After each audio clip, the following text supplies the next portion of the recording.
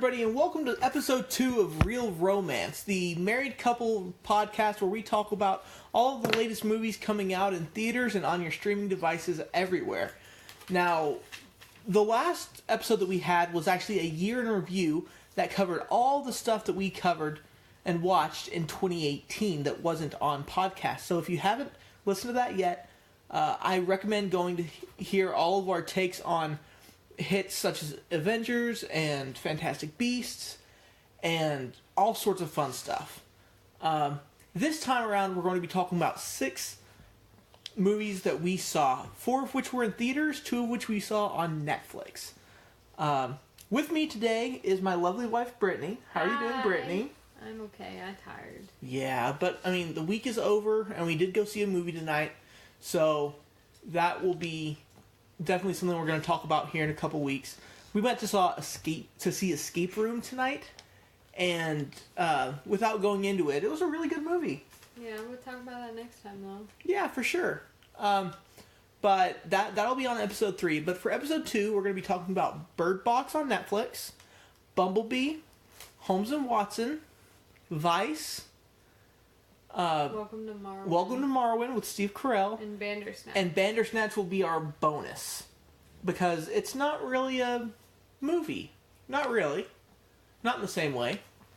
It is. It's just different.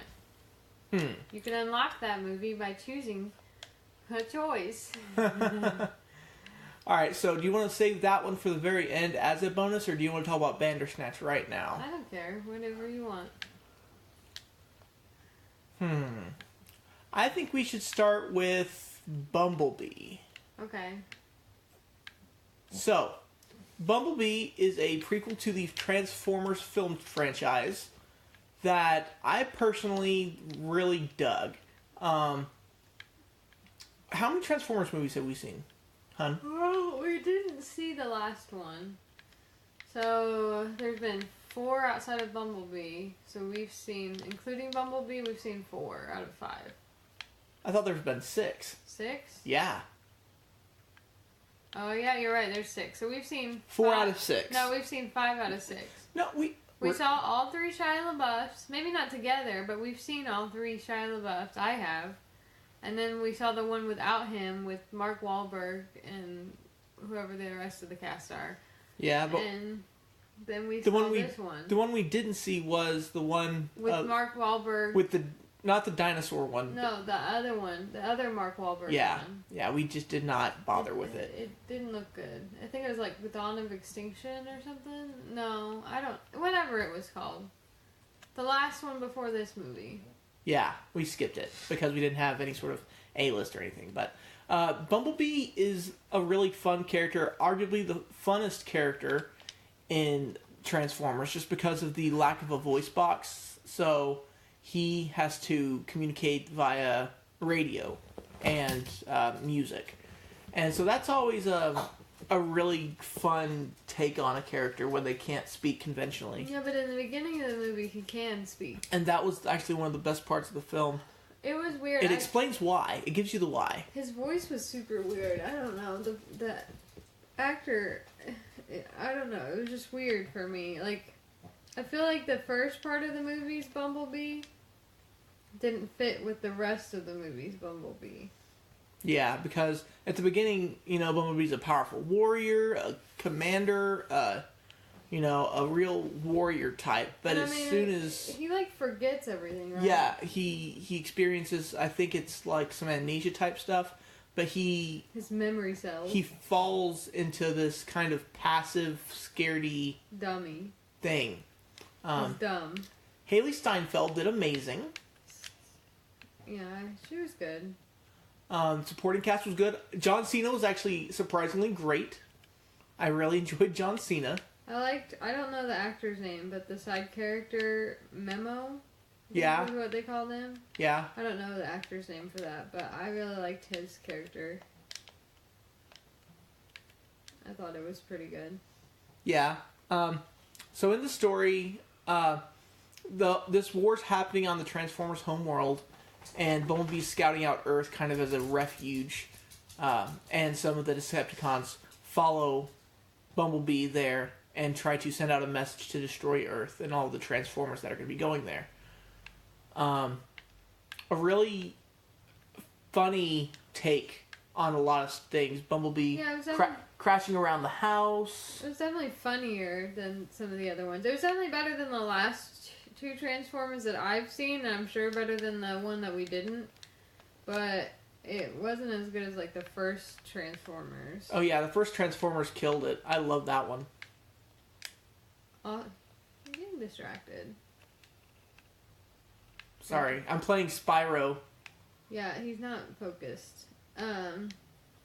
Like, the acting was decent, but it was kind of a forgettable movie, honestly. Like, I don't really feel like much about it was just like, oh my gosh, this is an amazing film. Like, there was no, like, really good cinema or anything just phenomenal. Like, I did like John Cena because there's one point where he's talking about it, and they're like, we're Decepticons, and he says they could be lying to us because they're called Decepticons. And I always thought it was like kind of a gimme. Like, duh, they're the bad guys. It doesn't make any sense that they wouldn't be. But the movie itself, I would probably give 3 popcorn buckets. That's what I wrote down, too. Good deal. Yeah, I mean, it's a great popcorn flick. It's good. It wasn't like something... Like, it wasn't great cinema. It wasn't bad either. Like, it wasn't okay. It was cute, and like there was some really cute like romance between the two main like characters that you really see, but it wasn't like, oh my gosh, the end of the world, we should kiss now. Like, it was really cute, and it seemed more natural. But yeah, like I said, I felt like it was kind of a forgettable film, and like Bumblebee got really dumb, and I just didn't understand why he was so dumb at everything. Now, one thing I do like is music. Like, I'm always a big soundtrack score guy, so having all the different 80s music. Oh, and also this is set in the 80s, which is quite nice. But you knew what happened. Like, it left nothing to chance. There was no way Bumblebee dies because he's in the other movies. There was no risk factor, really. Right, but it was still nice. I guess.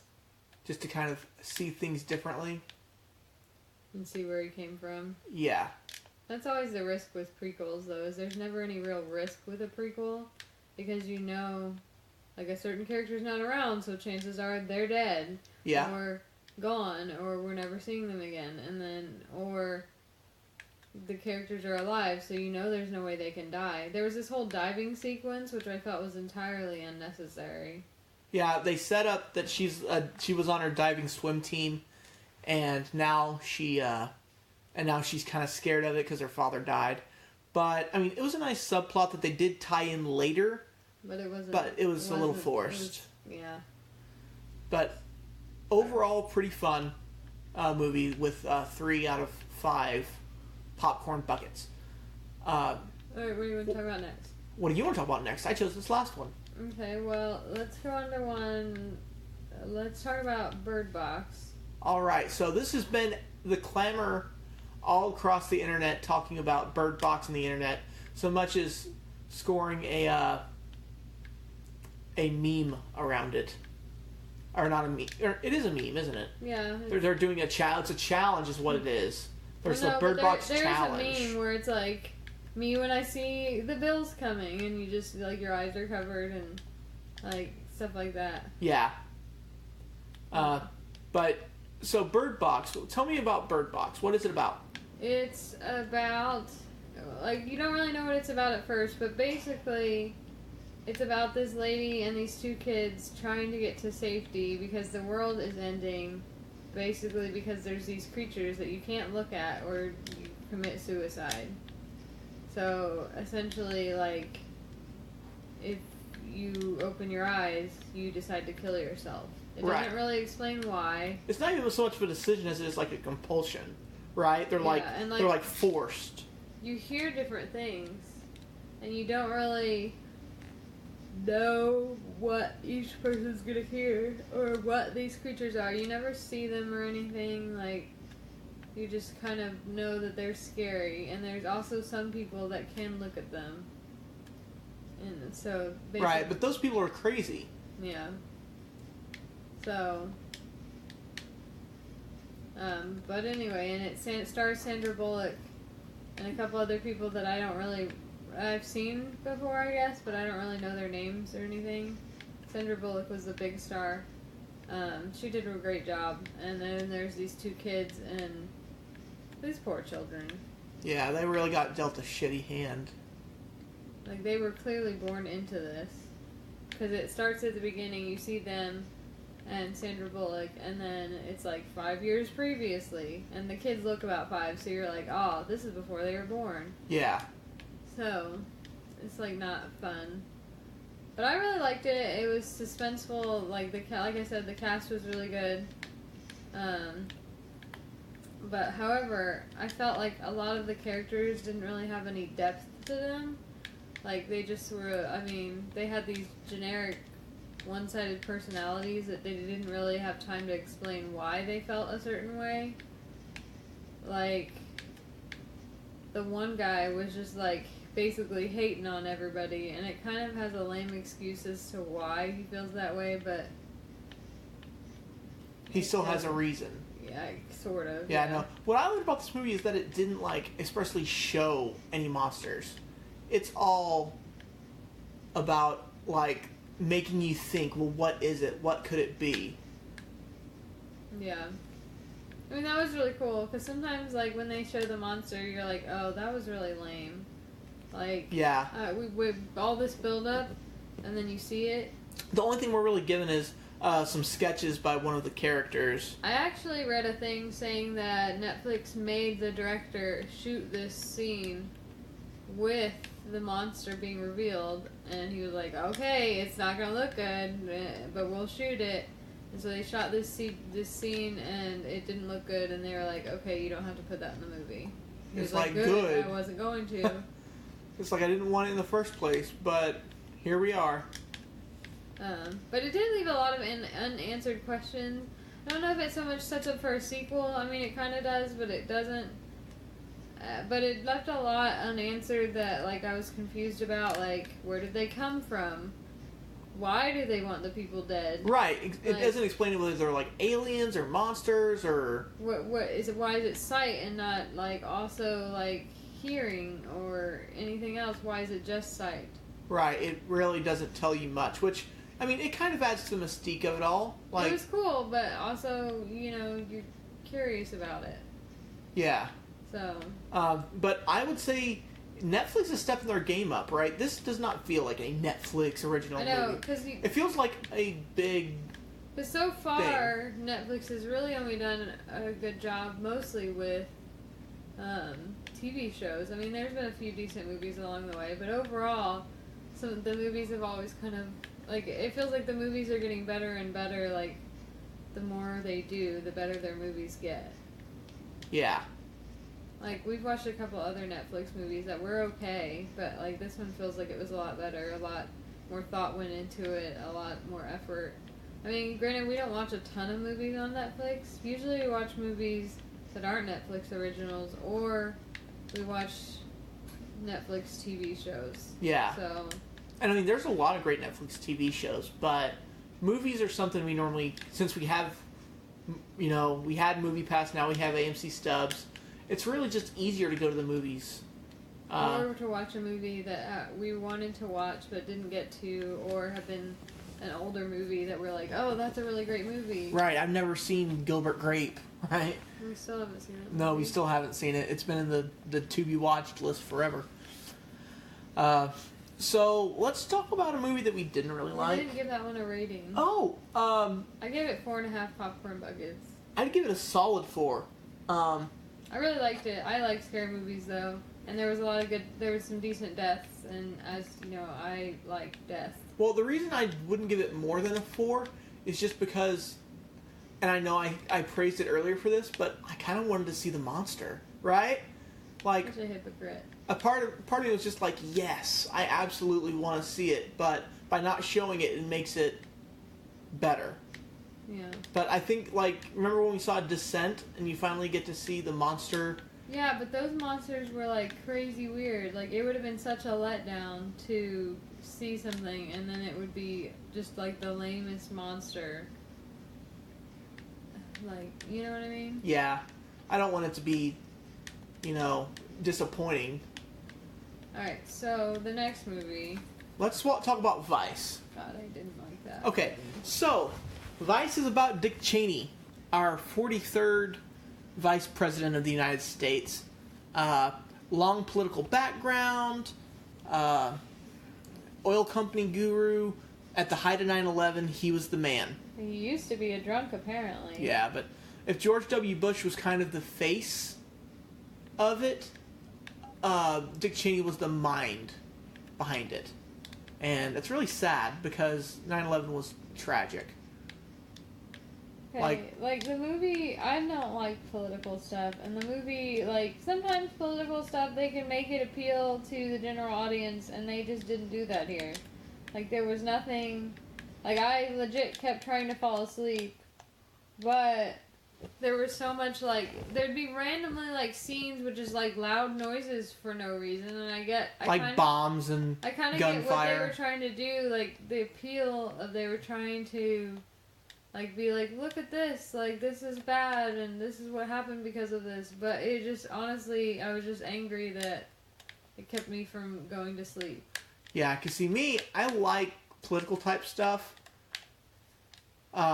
so I didn't hate it near as much as Brittany did, but my biggest complaint about it is it's listed as a comedy. Now, It's not funny. Aside from, like, the whole presidency being a joke, this was not funny. There was no humor to be had in this. Like, there were a couple moments where you're like, cute. But overall, it was pretty snooze-worthy. yeah. I mean, the cast did an okay job. It's just like, the script itself was just like, blah. Yeah, I know. Like, one of my favorite parts was they did the opposite of a mid-credit scene. They did a mid-movie scene where they kind of rolled fake credits saying, this is where it should have ended, but it didn't. Right? So... Yeah, because apparently Bush brought Cheney out of retirement. Yeah. And it would have been better if he just stayed there. Yeah. Then they wouldn't have made this movie, and I wouldn't have to watch it, and I wouldn't have been bored out of my skull. It was long, too. It wasn't it's a long movie. Yeah, but anyway, and another thing is that it's listed as a comedy, but clearly it's like a biographical drama with a couple of humorous parts thrown in. And my issue is, it's like, in the department of, like, I'm trying to think, like, awards, like Golden Globes, that sort of thing. It's listed with Mary Poppins, right? And A Star is Born. Or no, that was listed as a drama, wasn't it? Yeah, Star is Born was listed as a drama, but what else? There was another funny one. Mary Poppins, and I don't remember the other one. Right, but I know we saw them. There's some great, funny, good stuff, and then you're like, oh, and Vice, because there's one joke about Donald Trump. Like, basically, they were what's the category shopping? Yeah, they wanted to get what they could. They knew they couldn't beat the dramatic films of this year, and I think it's up against, like, Black Panther or something out in one category. Yeah. Like, I don't know. It was up against a lot of movies that I was just like, these were a lot better. Like, they weren't necessarily my favorite movies of the year, but they were a lot better. Yeah. So, and one other thing, them poking fun at the fact that this is a liberal-made film, of course it is, right? You don't bill something about a politician as a comedy unless it's a parody, right? But they point out that this is all liberal media trying to influence people. It's like, duh. Freaking duh. Of course. Yeah, I mean, I get that, but, like, it just wasn't good for me. Like, I gave it half a popcorn bucket. And I felt I was being a little generous. Yeah, well, I'd give it 2, simply because, like, I like... popcorn buckets? Yeah, out of 5. I gave it half a bucket. Because you couldn't even fall asleep through the thing and you wanted to. I would have given it more if I could have fallen asleep. I Like,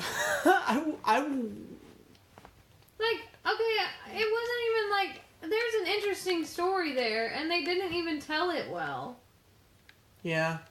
Like, there's definitely interesting parts to that could have been made a decent film, that though it wouldn't have been my favorite, I could have at least got something out of, and it's just like, he did all these horrible things, and it just is kind of like, but back in the White House, this is what happened, and, like, there was this racist, sexist people everywhere. Oh, yeah, no, like, the 70s were different, right? And Steve Carell, who was actually in 2 movies on this podcast, he played Donald Rumsfeld, and kind of a dick, right? Just kind of a sexist. He's an interesting enough character. Yeah, he's an interesting character, but man, he's not a good person.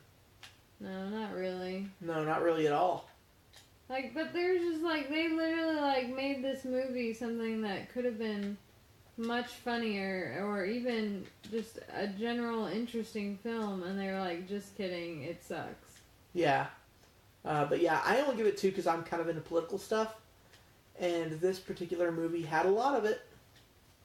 But it didn't tell you really anything new. We all knew that. Like, it didn't give you any insight. I like that it was made because it, like, shows people, like, who weren't thinking about it at the time. Now, in retrospect, you're like, this was really bad. They crossed a lot of lines. And but if you're halfway intelligent and you think with your brain and not your political sense, then you would know that, of course, they crossed a lot of lines. Yeah, well... We don't want to get too politically, but... Right, but... like, the movie was common sense. It didn't tell me anything new or exciting, or... Like, I wanted it to tell me something new. Like, I wanted it to give me something, and it gave me nothing. Yeah. And, honestly, it just was boring. Okay. Well, let's talk about Women of Marwen, since we're kind of in a... Welcome to Marwen. Welcome to Marwen. It should be called Women of Marwen. That's what you wanted it That's to be what I called. want it to be called. Okay, so this one is a semi-documentary style. Like, it's based on a real story, but it's more loosely based than anything. Yeah. It's based on a true story, but it's really stylized and kind of made into sort of semi-comedy. It's basically about this man who, he used to be in the military, and I think the Navy originally, but I don't think it discusses that. No, not particularly where he was. Anyway, and he is into cross-dressing a little bit. Not like all the way, really, I don't think. Shoes. But His big thing is shoes. Shoes and like nylons, basically. And one day, he was an alcoholic. And one day he was drunk, and he had been talking to these guys, and they were having fun, making kind of racist jokes, whatnot, but then he was like, hey, I like wearing women's shoes, right? And then because of that, when they left the bar, they beat him so bad that he doesn't remember who he was. Right, like total memory loss, brain damage. He can't, and it kind of hints at, like, it talks about him being this famous illustrator, but in real life he was just a casual artist and he was actually more of a carpenter. But, he basically, because he can't draw anymore or use his hands really that well, he becomes a photographer, but he doesn't photograph just anything. He has this whole town set up in his backyard, and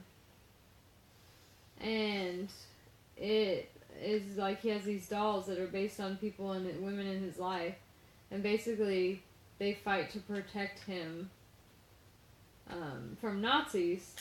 And it's a point in the thing that the Nazis, the people who attacked him were kind of Nazi sympathizer types. which in real life that's not true. I did some research about what was true and what wasn't, but regardless of whether it was true or not, that's what the plot of the movie is. Right. Now, all these dolls have kind of archetypes. You know, there's kind of a Russian, there's a Spanish One was girl. based on a porn star. Yeah. That's his favorite actress. Yeah. And But a new neighbor moves in, and he kind of falls in love with her, and she becomes a new love interest for him. Doll. Yeah, and she becomes a doll who's to save him, and he's just really kind of awkward in his love life because he has a hard time navigating it. Like, he has brain damage, to be fair, so he's not exactly... Right, but it's a lot of stylized fight scenes with the action figures with the actors' faces superimposed onto these dolls.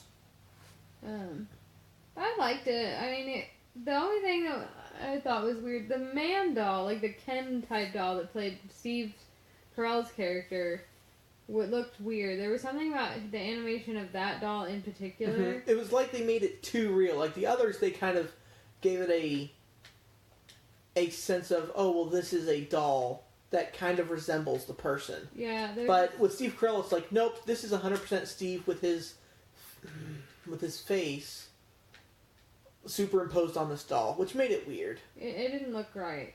But other than that, I thought the movie was really good. I mean, if you gotta take it with, it's not entirely accurate, and if you want to know the real story. But the heart of the story is still there. Like, the basics of the story are still there. And there really is a guy who it's called Marwen is the name of his town. And he has these dolls, and his portraits are in a lot of galleries across the United States, and probably across the world. I don't know.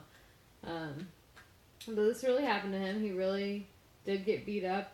He really did lose all his memory, and he stopped drinking. He's never even had a taste of alcohol because he doesn't want it to come back. And in the movie, there's one doll who kind of represents his addiction.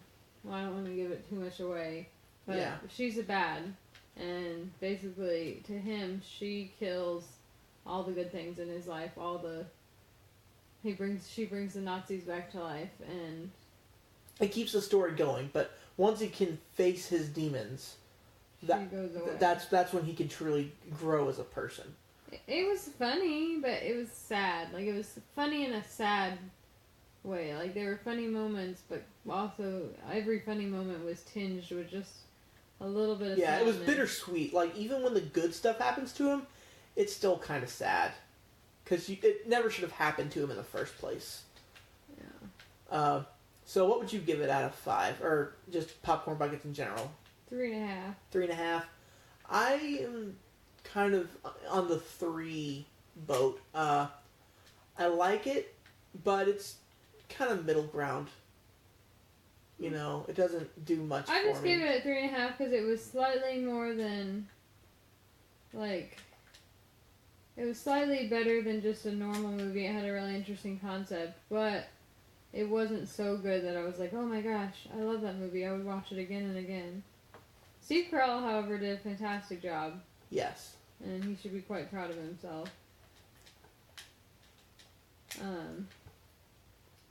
Other than that, I don't really have a whole lot to say about it. It was a sad movie. Be prepared. I didn't really cry, but there were definitely like moments where I was quite sad for him, and just a general feeling for everyone involved. Yeah. But, yeah, 3.5 on that one. Good flick, but not terribly rewatchable. No. It was worth watching once, though. And finally, we're going to talk about Holmes and Watson. Yeah, before Bandersnatch. Before Bandersnatch, because we're not... That is a bonus. Strictly a bonus, right? Okay, well, we kind of disagreed about this film. Robert did not want to see it, and I did. Well, this was actually our poll winner. Because we argued about it. Yes. I liked it. I mean, I know I nodded off during it a little bit, but that's not really fair. I worked an overnight the night before and was running on 2.5 hours sleep. But the parts I did saw, which I saw most of the film, were funny. I mean, it was dumb, but it was like dumb. It was not just dumb. It was fucking stupid. It wasn't. It was like there were funny parts. Like, I thought there were funny parts. Did you not think there was any funny parts? The funniest part to me, you slept through. I woke up. I saw most of that. There were some really funny jokes. There were no red herring jokes, and I was very disappointed. You give Will Ferrell and John C. Reilly too much credit to include a red herring joke. Okay, There's a lot of poop jokes. I'm mildly obsessed with red herring jokes. That I don't know what it is about them, but something about... We were watching something, and there was a joke about a red herring... Modern Family, and there was a joke about red herring, and it just, like... I don't know, it just made me laugh so hard. We had to rewatch it. Yeah, like twice. I just think there's something so funny about it. I think it's because when I was little, and I watched a pup named Scooby-Doo, and they just... Every week there was just a red herring joke, and it just isn't... No, it actually was a great way to introduce that concept of a red herring. And it was so funny to me as a kid, and I just can't get over it. Whenever there's a joke about red herring, I don't know, we should probably explain what that is. I don't know if everyone knows what that is. It's basically, a red herring is like, in a mystery, there's a person that, like, you think is guilty, but it's not really guilty. It's just there to distract you from the actual guilty party. And, like, it doesn't have to be a person, it could be something else, but, I mean, that's the simplest way to explain it. And so every time I see one in a movie, I just really laugh. And I thought Holmes and Watson, it was funny. It wasn't great, but it wasn't terrible either. Alright. Like, it definitely had a few good jokes that I liked. I'm going to put it on you, okay? I like Talladega Nights, and Will Ferrell's actually been in some really good movies. I really like Elf, Night at the Roxbury. What about Step Brothers? Did you like Step Brothers? Step Brothers was okay. Well, see, that's why you didn't like this movie. Step Brothers was pretty good. No, that's not it, okay? Step Brothers was an okay film, right? Mm-hmm. The jokes were well placed. This movie just shoved everything in that they could possibly think of, and they were all just so dumb. I really liked the joke about when he met his brother. His brother's played by Hugh Laurie, and there was just this really funny scene where he goes and they sit down, and they're just like, they're like staring at each other, and Watson is just like, what are you doing? What are you doing? And they're like, we're communicating with our minds. And then Watson tries to communicate, but... He's like, me think big, me have brain, me talk now.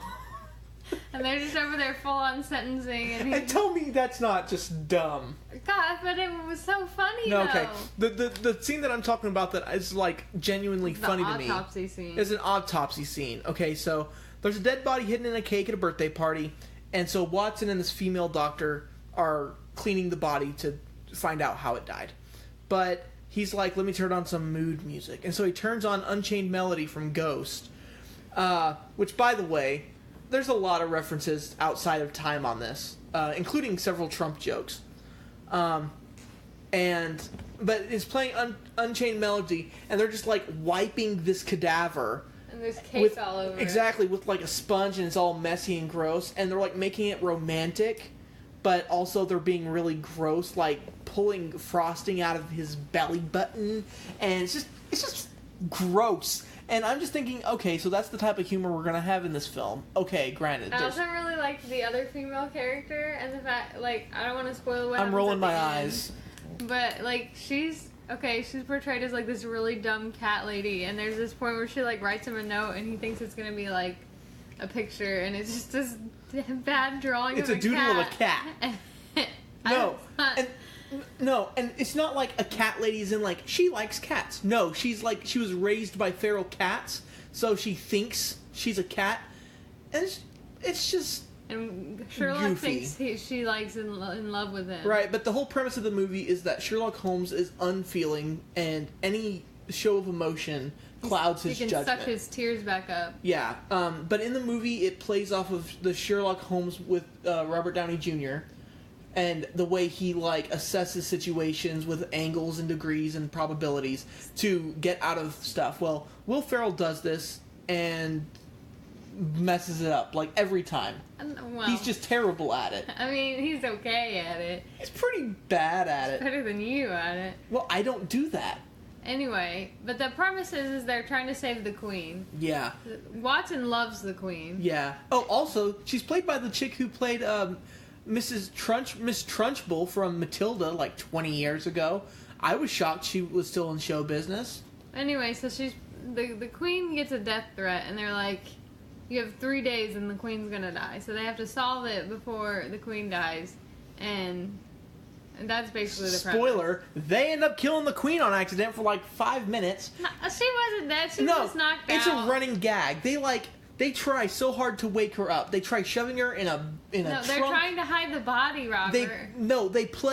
They play Weekend at Bernie's with the queen, opening the doors, and they're like moving her mouth like, oh yeah, everything's okay. I'm fine. Nothing to see here. Right? It's so goofy. Like, now granted, it did give me a couple of really cheap laughs. I like the selfie thing. And they actually tie in the Titanic in, so they also include.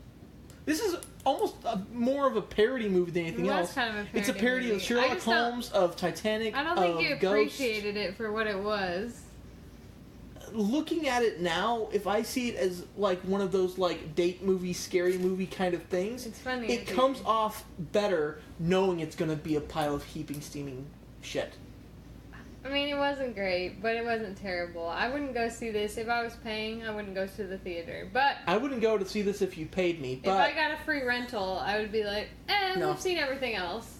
I hope you guys are happy, okay? Because this poll got 167 votes, which, by the way, I am so grateful for and shocked. Thank you for not voting for Mortal Engines. I did not want to see that movie. That one lost by 1 vote. The one that really lost was the Mule, but the Mule still had 32%. Like, it was a extremely close race. The Mule looked like another Vice to me, like, but a little bit better. Not political one, and Clint Eastwood can't be beat. But yeah, this Mortal Engines looked bad. Yeah, not in a funny bad. I think just bad. I would have enjoyed Mortal Engines more than I like. I don't think you would have. I think I would have. Maybe we'll get it as a renter in a couple of months. My problem is I've seen so many bad young adult adaptions. I can't. You don't read enough young adult novels to be just utterly disappointed with the movie industry. Yeah, but I mean, I still try to enjoy everything, but this one just came across as dumb. Just really dumb. But funny dumb. And it clearly has, I mean, granted, I'm liberal, but it clearly has a bias against Trump and calls him out indirectly many times. But yeah, there's some really funny Titanic gags in there. So overall, I would give this. He's telling you how much he hates it, but he laughed a lot during the film. No, it's a dumbass movie, but I give it 1 bucket because it gave me some cheap laughs. I gave it 1.5. But the plot was empty. The characters. What do you mean? The plot was to save the queen. The plot was crap. Okay. You say so. Sherlock Holmes fell in love with the cat lady. He's the best detective, and he can't figure it out. He doesn't even know there's anything wrong with her. You tell me the best detective in the world can't tell that a woman was raised by cats. You tell me this, and we'll walk away. Maybe he thought that was attractive. Maybe he liked that he couldn't get her. Oh, okay. That explains it, y'all. It's his divorce. I gave it 1.5 because I 1.5 still isn't good. No, it wasn't great film, but it was funny. You gave Vice a half bucket, okay? If you got drunk and watched this film, oh no, maybe high. Yeah, no. If you were smoking something and you saw this movie, you'd be laughing your ass off. This is a great stoner film. Maybe that was the problem. We went into it too seriously. We went into it like, okay, we're gonna review this. It's gonna be insightful, and then it's just like, nope, barf jokes. I like some of those too. Yeah. I liked the bee thing. The one-handed tattoo artist. And Moriarty is played by Voldemort, and he is wasted, okay? You get one of the best actors, one of the best British actors there is. He was in it more. He was just fake him. No, he didn't do hardly anything, though. Yeah, he did. He got him beat up a couple times. Yeah, but he didn't do anything. He had barely any dialogue. He showed up almost as a kind of as a cameo, be like, Well, they probably couldn't I'm afford... Moriarty. And then he, like, runs out. They probably couldn't afford him for more than that. No, because this budget for this had to have been low. Alright, the last film. The last bonus film is Bandersnatch, the Black Mirror spin-off movie that is a choose-your-own-adventure movie. So background, okay, he has not seen... He's seen maybe 1 or 2 episodes of Black Mirror. I think I've seen 1 episode of Black Mirror before this, and Brittany has seen all of them. All of them. She has watched them and enjoyed them for the most part. And we said, look, Bandersnatch is different. We have a podcast now.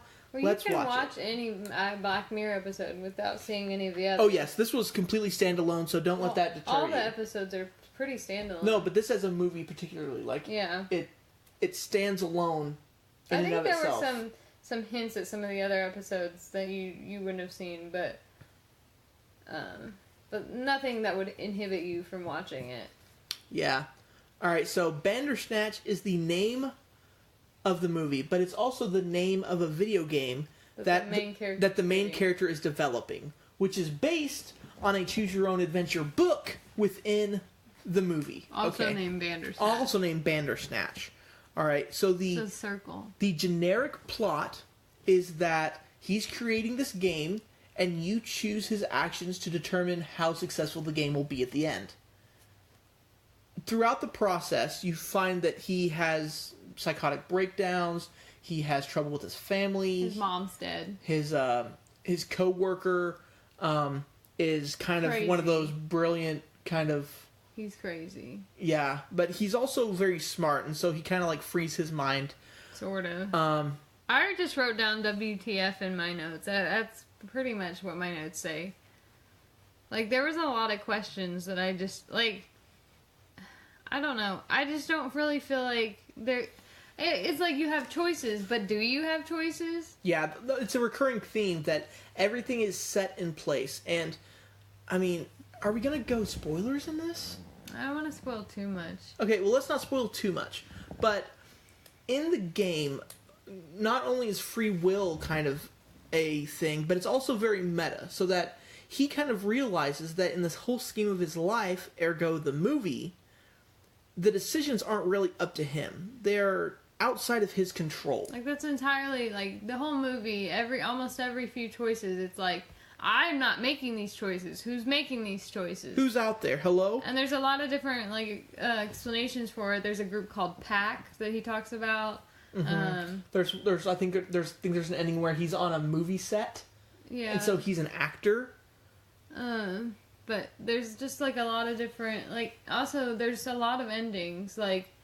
It'll take you to an ending and then it'll say, well, go back and try again. Or go to the credits. Or go to the credits. So we found, like, I don't know, 4 or 5... We discovered all but one of the main endings in one viewing, and that viewing took a little over 2 hours. Yeah. So it is an experience. If you want to go into Bandersnatch... You do replay... You gotta do it. Several scenes, several times. Right, so it gets a little repetitive. And there's also a secret ending. Luckily, and for the secret ending, you had to do it like a perfect set of decisions. But in this game, it's more fun repeating it because it doesn't replay it all perfectly. It gives you a abbreviated version. So you'll say, "Well, go back to this," and it'll give you snippets like, "Okay, you chose you chose frosted flakes to eat. You wanted to listen to this music in the morning. You decided to do this and that and this, and this is the starting point from where we are." If you watch the game, you watch closely enough, and I'm not saying in general, we just went in and enjoyed it. We didn't take notes. We weren't like seriously like, oh my gosh, well there's this, so we have to do this. But if you watch, there's clues as to what you should pick and what will happen if you pick certain things. There were definitely clues all along the way and like subliminal messages, but there were just so many things that were confusing. Like, there was, like, one of the characters he dies, but is he dead? Because then you don't see him for a while, but then you do in the choices we made. But like I said, it all depends on your subsequent choices, because say a character dies, right? Or you think they die, but then the decisions you make later prove otherwise.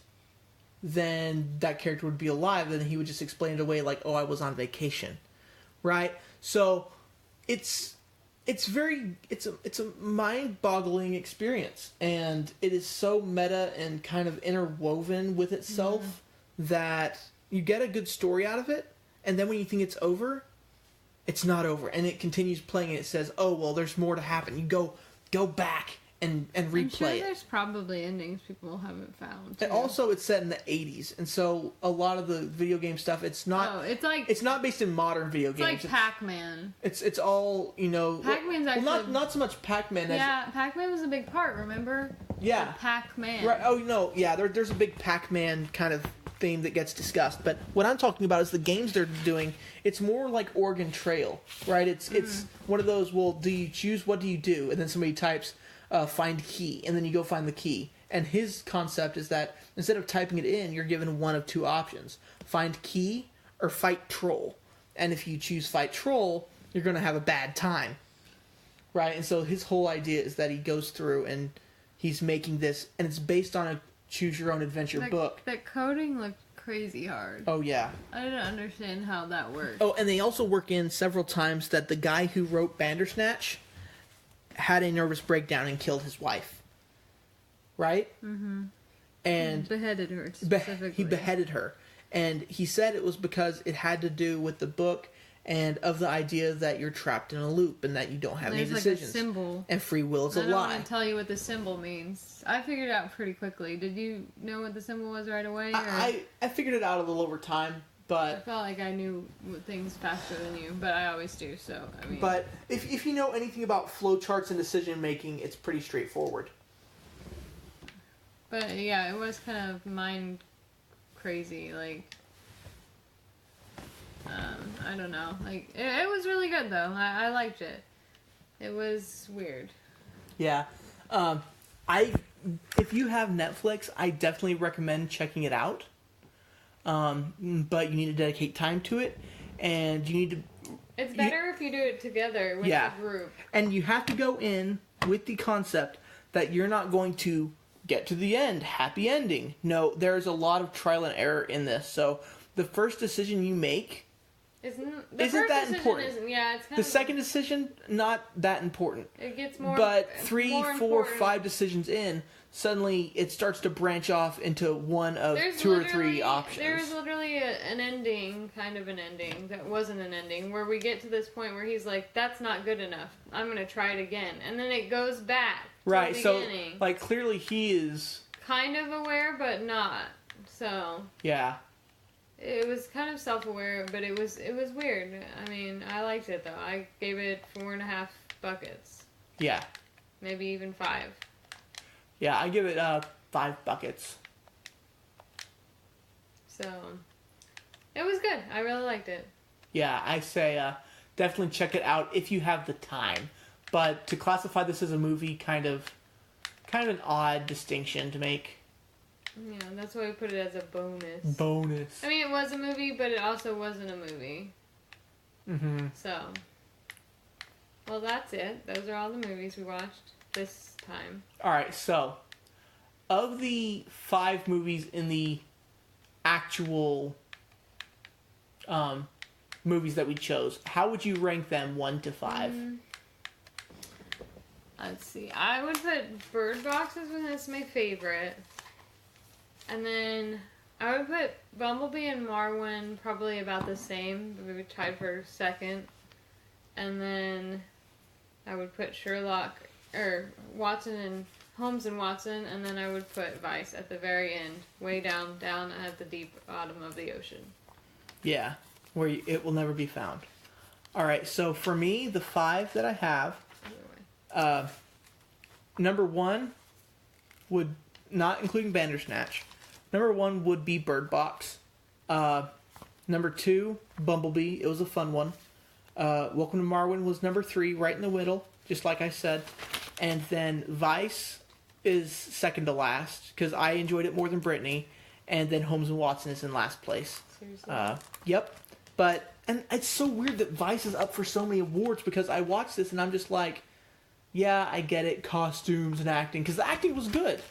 But the writing was awful. We always watch these films, and then they're like, Academy Awards, and like, we watched American Hustle, and I hated that film. I enjoyed American Hustle, but not to like a crazy big extent. Look, if I want to be intellectual or something, I will watch a documentary on something really fascinating or read a book. I don't want to go to the movies and have to be like, wow, this is an intellect. Like, I mean, thinking is not bad, but to just be like, this is dry and boring and just utterly dull. Like, why am I paying money to see that? I could do that for free and watch paint dry at home.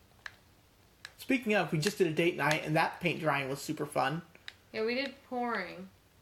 If you've never done a pouring painting, I recommend it. It's pretty easy. You can buy kits at Joann's, Hobby Lobby, Amazon, any of your favorite craft stores. Michael's probably have some. I don't think we have a Michael's. I don't think we have one locally. So it's pretty fun. It's easy. You just need some paint, some silicone. You don't need silicone. It's just recommended. You also need the stuff that thins the paint. There's a couple different paint thinners. We ended up just going with a generic craft paint thinner because we couldn't find the one I wanted. But it is something you can get at a hardware store. But at that point, we'd already been to 3 stores, and I didn't feel like going to another. It just didn't feel like it, right? But it's definitely really fun, and I might post those to our Instagram. Yeah, I think it'd be fun. But yeah, the next time on Real Romance, we're going to go to the movies, and again. And we already said that we went to Escape Room this tonight. Just so you know, because it'll be a bit before we talk about it. It was very good, and I would definitely recommend you going and see it, but I will give more notes on it in the next podcast. But if you go and see it now, we can talk about it later and you won't be lost, and we can actually make it spoilery. So be expecting Escape Room at least to be spoilery. In addition to Escape Room, we're going to go see... we're going to see Glass, which is going to be, I think, one of the last movies that comes out before it airs. And then, I know we have it written down, honey. Oh, you put it over there. All right, yeah, I have it written down here. We're going to go see The Upside with Kevin Hart and Bryan Cranston. We're going to go to A Dog's Way Home, which... It's going to be sad. It's going to be cute, but it's not going to be groundbreaking. I don't have my hopes too high. And then we're going to watch some kind of Netflix or Hulu film. We haven't decided what we're going to watch, but we'd like to include one in every one just so that people that don't want to pay to go to the movies or don't have something to watch. So if you have a recommendation, feel free to comment on our Twitter or Instagram. Yes, and if there are several comments suggesting what we should watch, then I might put out another poll. But some things, there's a Hulu movie about New Year's that's kind of in a horror anthology that we watch and we enjoy on the regular. There's a couple coming out on Netflix in January rather, including The Last Laugh, which is starring Chevy Chase, and it's about a comedian on a farewell tour. And then there's other streaming services, but I think we only have Hulu and you could always Netflix. Borrow Olivia's Amazon. So yeah, just let us know what you want us to watch, and make sure you go to the movies every week, so that we can be sure to share our comments and our fun, exciting opinions every so often on Real Romance. We're going to try about every 2 weeks, but some months are harder than others. Exactly, because like, say, January, there's not as much coming out. Not that we want to see. Right, or that's local to our AMC, because there was so much happening in December, so expect 2 to 3 weeks until the next one comes out. And February is going to be pretty packed. We're going to get 2 podcasts in February, but just keep in mind this happens on an irregular basis, and it's determined by how many movies are coming out. And if there are a lot of releases on streaming services, we could do a streaming only if there's a bunch coming out in a month. So feel free to message us with any movies you're excited to see, any movies you think we should see. Right, because I'm personally, like, even though these ones coming out look really fun, like, we're going to see The Kid Who Would Be King, we're going to see Miss Bala, we're going to see Prodigy, probably, but I'm really excited for Glass, because I loved Unbreakable, and Split was just great, so... Somebody over here made you watch Unbreakable. Yeah, and Glass. I think Glass is going to be the culmination of all of that. And So we've been waiting for how many years? I'm super excited. Well, Unbreakable was just sitting there waiting while M. Night Shyamalan just did so much stuff, and now it's finally going to happen, and I'm so pumped. We should watch a couple other M. Night Shyamalan movies in preparation. Well, didn't we see the... We watched two. We watched The Village? We watched The Village, and we watched Crimson Peak. Right, No, so... that's Guillermo del Toro. Guillermo del Toro. Sorry, my bad. Right, but we have seen some M. Night Shyamalan, and this is by far my favorite work from him. So tune in next time on Real Romance, but in the meantime, keep in contact with us via Instagram and Twitter, not so much Facebook because I don't go on Facebook. Also, you can follow our regular feeds. I'm at Bamfing Bob. Brittany's at RCA's Blondefish, but you could probably find her easier via Instagram. I'm BookNerd528. BookNerd528 on Instagram. So just keep in touch with us and let us know what you think. And please join us again here in about 2 to 3 weeks' time as we explore even more movie magic on Real Romance. Thank you so much and have a great January. Or a mediocre January. Whatever you choose. It's your adventure. Choose your own. Bye, everybody. Bye.